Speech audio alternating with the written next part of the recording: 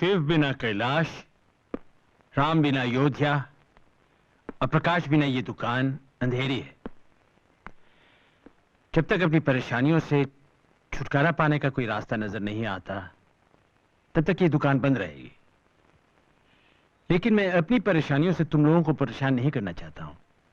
तुम लोगों की तनख्वाह हर महीने की पहली तारीख को तुम लोगों के घर घर में पहुंच जाएगी।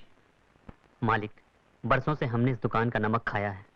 अगर छोटा मुंह बड़ी बात न लगे तो आप कुछ दिनों के लिए अपनी सारी चिंताएं भुलाकर अपना पूरा दिमाग घर की उलझने सुलझाने में लगा दीजिए। भगवान ने चाहा तो सब ठीक होगा। पुतली बाई के साथ रहते रहते मैं तो भूल ही गया था, मेरे पास दिमाग भी है। बाबूजी, आपने अपना घर छोड़ने का फैसला किया, ये गलत है। हमारे साथ रहने का फैसला किया, ये और भी गलत है। घरों में तो ये सब कुछ चलता ही रहता है। इससे घबराकर आदमी अपना घर बीवी बच्चे थोड़ी छोड़ देता है। क्यों नहीं?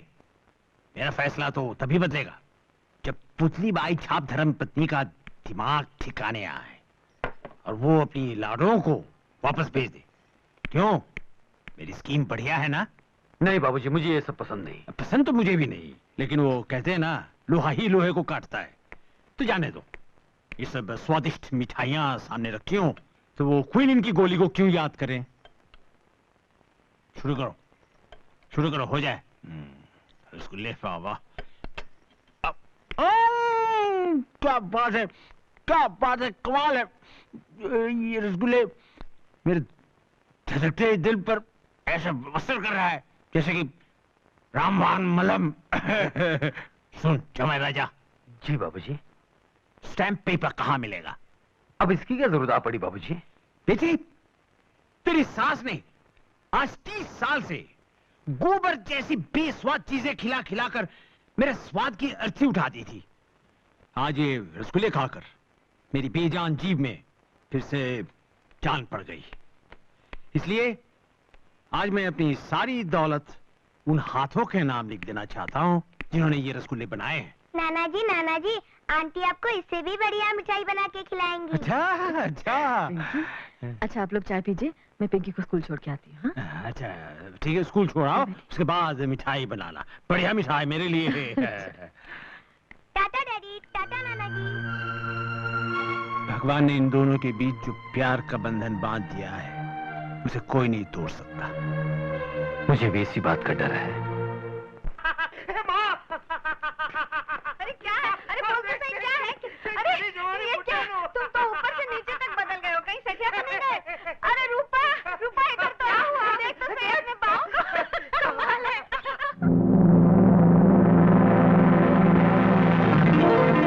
सिर्फ मेरे कपड़े ही नहीं बदले, मेरा दिल, मेरा दिमाग, सब कुछ बदल गया है। मुझे लगता है उस चुड़ैल ने जैसे खिला पिलाकर इनको बस में कर लिया है ना, वैसे ही बापू पर भी जादू फेर दिया है। क्या खिलाया था बापू? भांग के लड्डू।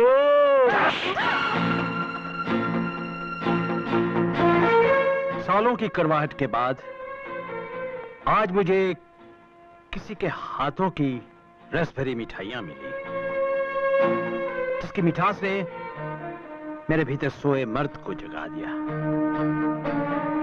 आज मैंने जाना कि वही हर स्वर्ग हो सकता है जिसका मर्द उसका स्वामी हो। क्या क्या क्या क्या? स्वर्ग, स्वामी? बातें तो ऐसे कर रहे हो जैसे सीधे स्वर्ग से सिधारे हो। बिल्कुल, प्रकाश का स्वर्ग जैसे घर देखकर ही मुझे मालूम हुआ कि आज तक मैं नर्क भोग रहा था। तुम्हारा दिमाग खराब हो गया।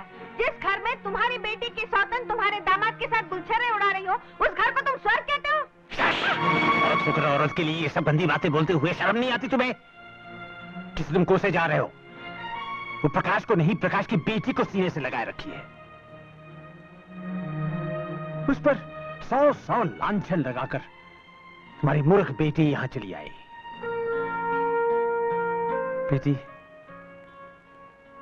बेटी, एक स्त्री के लिए पति और बच्चे से ही घर बनता है।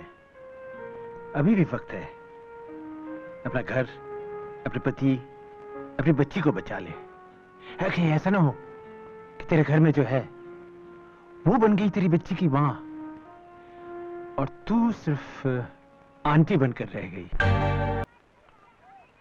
मेरी रानी बिटिया, मेरी प्यारी गुड़िया, एक बात बता, तू कहाँ सोती है? अपने कमरे में। और डैडी? वो भी अपने कमरे में। और वो कहाँ सोती है? वो कौन? अरे वही। अच्छा वो आंटी, वो मेरे साथ। हाँ, थैंक गॉड। शारदा, मेरा एक काम करेगी? बोलो। हाँ, घर जाकर डैडी से कहना, डैडी डैडी मैं तब तक खाना नहीं खाऊंगी जब तक आप आंटी को घर से बाहर नहीं निकालते और मम्मी को घर नहीं ले आते। कहोगी ना? हाँ, अच्छा बता क्या कहेगी? मैं कहूंगी, डैडी डैडी मैं तब तक खाना नहीं खाऊंगी जब तक आप आंटी को घर से बाहर नहीं निकालेंगे और मम्मी को वापस घर नहीं लाएंगे। ऐसा मम्मी ने कहने को कहा है। अरे चुड़ैल डायर, जैसा बाप वैसी बेटी। नहीं मम्मी, मम्मी प्लीज मत मारो। नहीं मम्मी।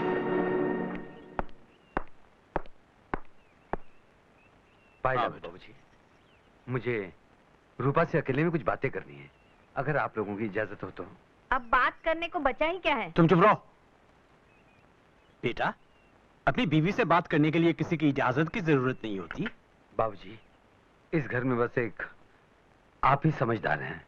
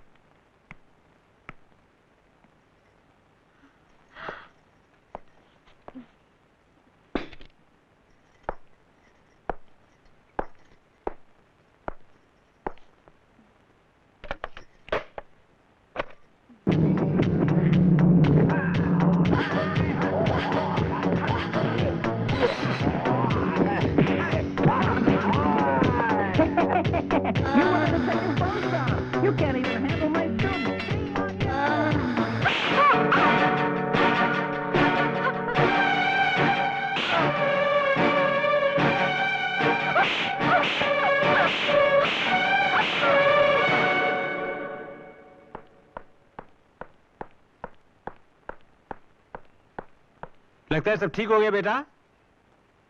जी हाँ। तो रूपा को तुम साथ ले जा रहे हो ना? अगर वो मेरे साथ अकेले चलने के लिए तैयार है तो। डरो मत, हमें से कोई उसके साथ नहीं जाएगा। मेरा ये मतलब नहीं था बाबूजी। फिर? मैं उनकी बात कर रहा था जो रूपा के हमेशा के साथी बन चुके हैं। मतलब ये रूपा का झूठा अभिमान, उसकी जिद, ईर्ष्या, द्वेष, बदले की भावना, अगर वो इनको हमेशा के लिए छोड़ने के लिए तैयार है तभी मैं उसे अपने साथ ले जाने के लिए तैयार हूँ। देखिए जरा इधर देखिए, जरा देखो तो क्या हालत बनाई है मेरी बेटी की। अरे तू आदमी है या जानवर? तेरी फूल सी बच्ची को किस बेरे में से मारा है तूने?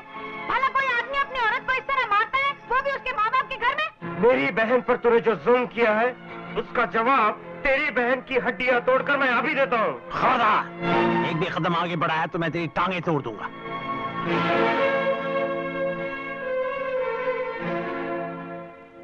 बेटे, सारा घर जब तुम्हारे खिलाफ हो चुका है तब सिर्फ मैं ही तुम्हारे साथ था, तुम्हारी इज्जत करता था।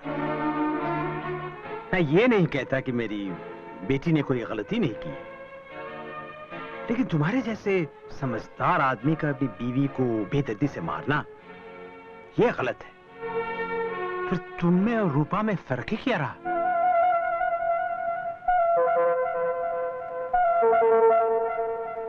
पिंकी, इधर आओ बेटा।